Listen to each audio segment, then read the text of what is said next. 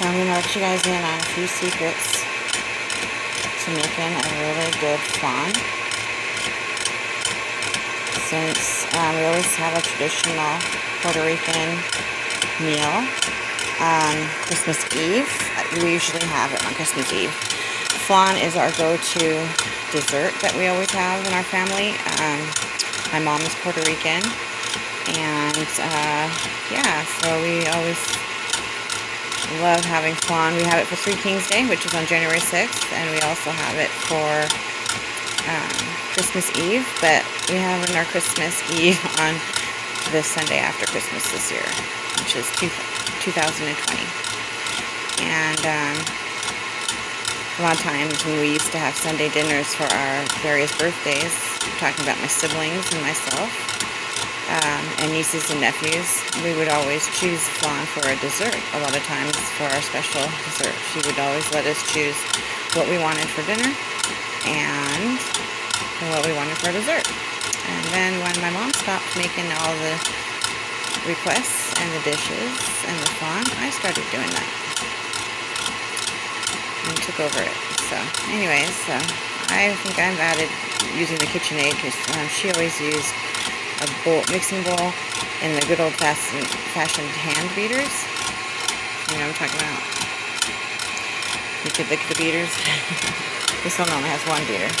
So I always let it get frothy like this. This is the way I always let it get with my pumpkin pie also. So what I do first is I put the sugar in, then I add the eggs. In this case it was 4 eggs. And then I whip that up just by itself, just the sugar and the eggs until they turn a pale yellow, and then they get to like a changed consistency, so you can tell that the sugar's really gotten dissolved into it, and so it won't be grainy in texture.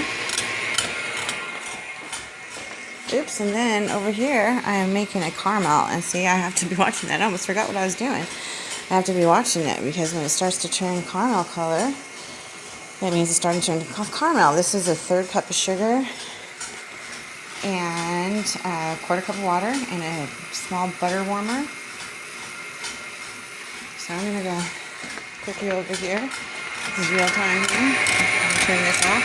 So I didn't finish telling you what this was. So this was 4 eggs and 1/3 cup of granulated sugar.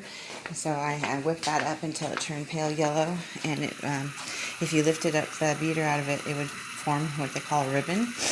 But all I know is that it changed to a really pale yellow. And so then I slowly added in 2.5 cups of half and half while it was going, and poured it in with a measuring cup very slowly, and then whipped that to the consistency you just saw. And so you do want to turn it off a little bit before you're going to pour it into the ramekins, because it's like doubled in size, and so then it's going to be like, when you fill the ramekins, it's going to be really airy, or they'll turn out with just a tiny bit of flan in them, and people are like, hey, that's a ripoff. So yeah, I let the air bubbles go out of it a little bit. And I tried it tonight with a blender versus using the KitchenAid, and so we're going to see how that turns out tomorrow, if there's any differences. But yeah, so I'm going to sit here and show you how I do the caramel.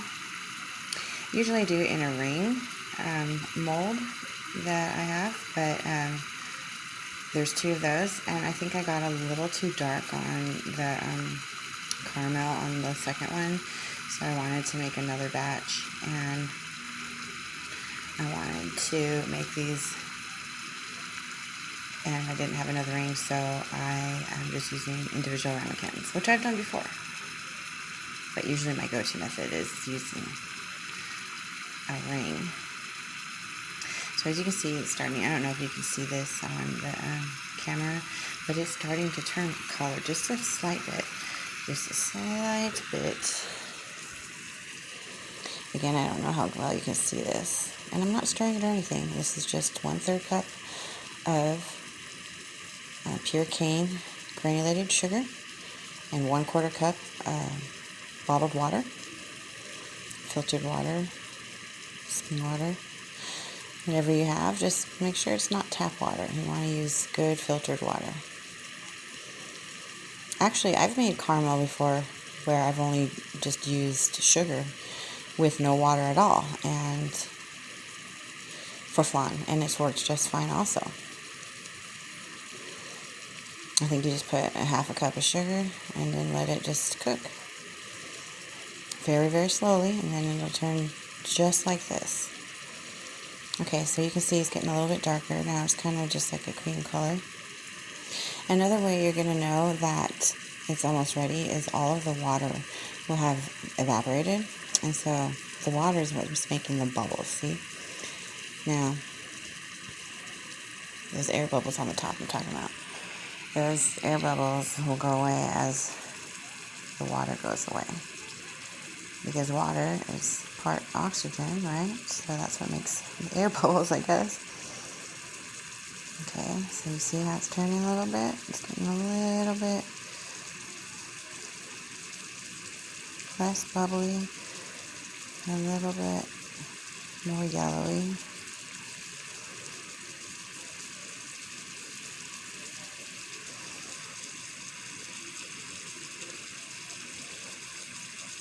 Now it's starting to smell like sugar. I can smell it. So it smells kind of like molasses a little bit. That's what the smell reminds me of, like burnt sugar. Everyone knows what burnt sugar smells like, I think. Alright. So see, it's starting to change.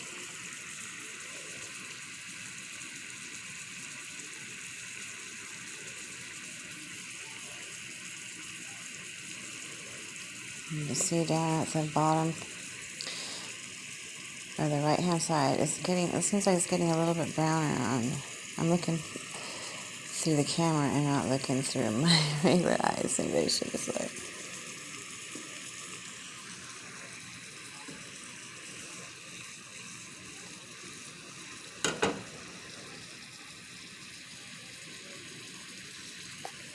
Oh, sorry.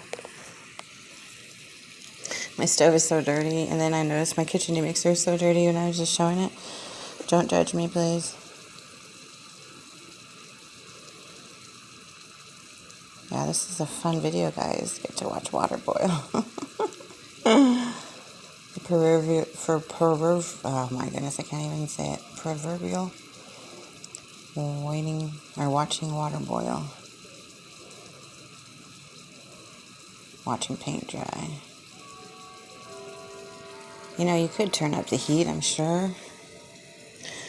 Or maybe put it in, I used a bigger saucepan earlier, and let me tell you, having it a thinner layer across makes it heat up faster and turn into caramel faster, I believe.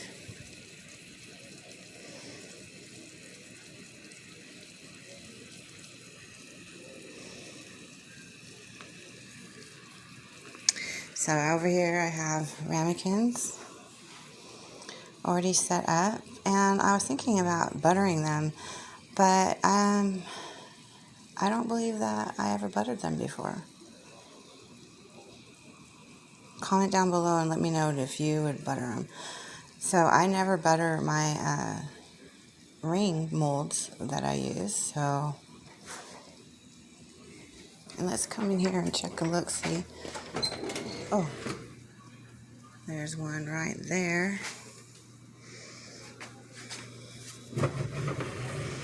See, I baked it in a water bath, and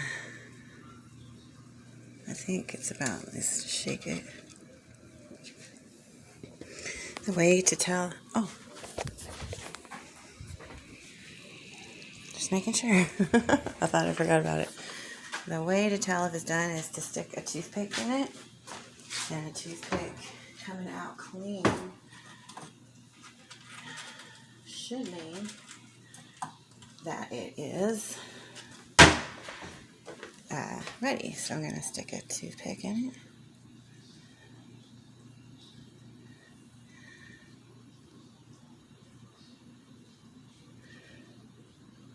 Doesn't look all the way clean, so I'm going to wipe that off. Try it again over here.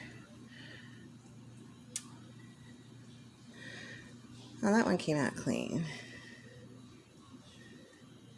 Trying to get it to focus here for you.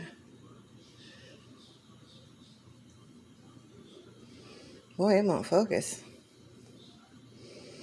Yeah, so it's pretty clean. So I'm going to take that out now.